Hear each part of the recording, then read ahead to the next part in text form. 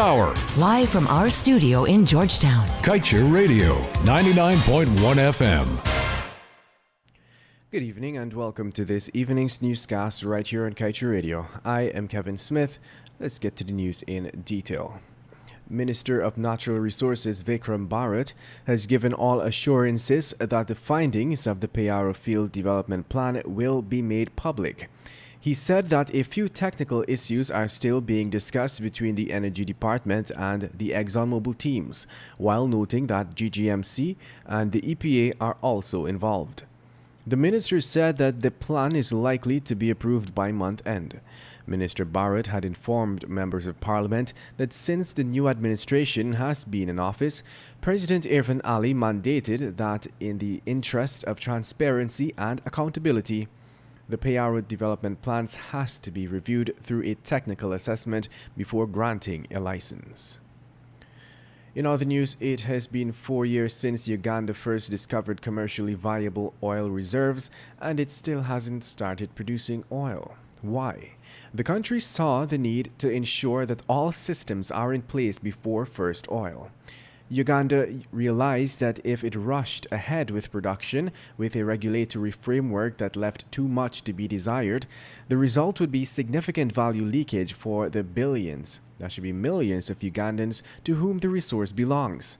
So it placed a significant amount of effort into bridging the gaps and ensuring that negotiations resulted in sound agreements between oil companies and the government.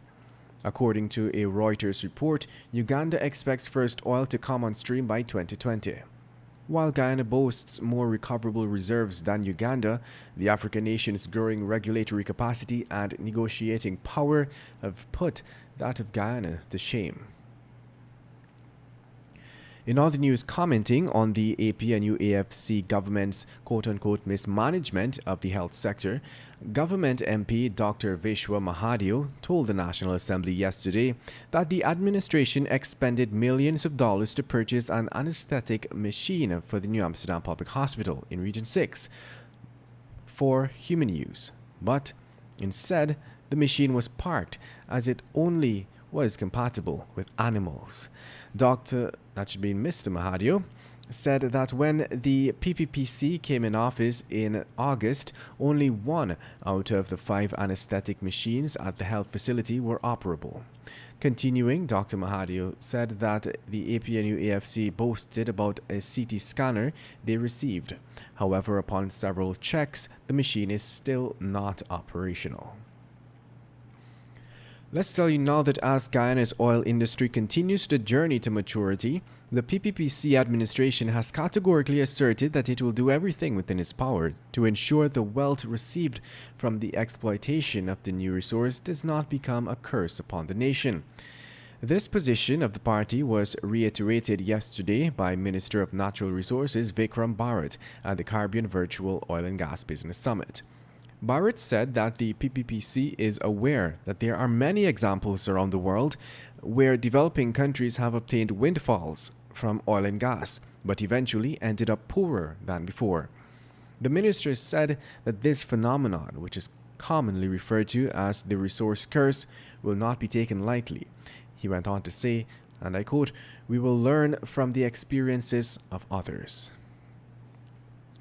And moving on, Minister within the Ministry of Public Works, Juan Egil, has debunked claims by opposition MP Amanda Walton Desir, in which she stated that she was fired from the Guyana Civil Aviation Authority because of her political interests. Yesterday, Minister Egil made it clear that it was Walton Desir's non-performance that led to her agency relieving her of her duties. According to the minister, Walton Desir, an attorney at law who served as general counsel to the GCAA, was absent from duties for a period of 5 months, commencing at March 2nd to July 31st of this year. He went on to say to be off the job for months without leaving being approved in itself is voluntary termination.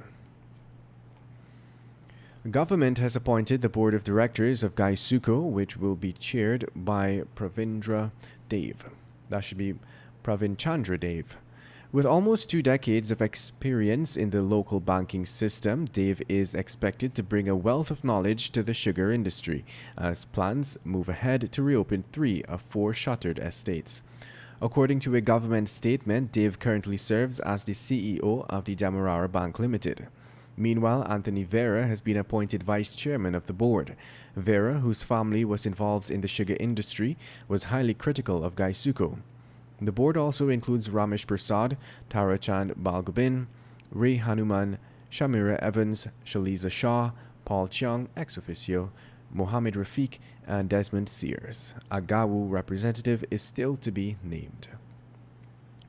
Meanwhile, Minister of Health Dr. Frank Anthony has announced that government will be able to acquire remdesivir at a reduced cost. The drug is one that has been approved to treat COVID-19.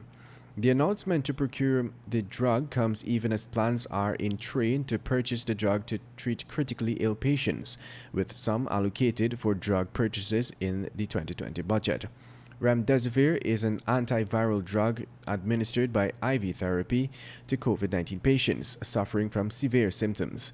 It is known as a nucleoside analog, which means that it mimics a component of RNA that the virus needs to replicate itself. Early international clinical trial results for the drug indicated a quicker recovery period from 15 days to 11. This has earned the drug an emergency use authorization from the Food and Drug Administration in the US, allowing it to be used more widely outside of clinical trials. In other news, after failing to adhere to health officials' advice to initiate a period of strict home isolation after testing positive for COVID-19, a Linden man is now in mandatory isolation care. This is according to recently appointed Region 10 Regional Health Officer Dr. Gregory Harris. In a statement issued by the region's Healthcare and Emergency Committee, Dr. Harris said that the decision was made to have the man, along with his wife, isolated at the Wismar Hospital after it was confirmed that he breached isolation regulations. It was revealed, too, that the man, who is an employee of the region's Department of Education, will be supported with food items, compliments of his employer.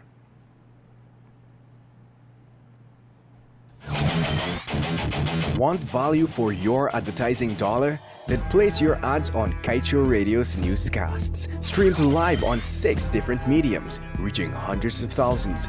Advertise today and watch your dollar grow. Call us on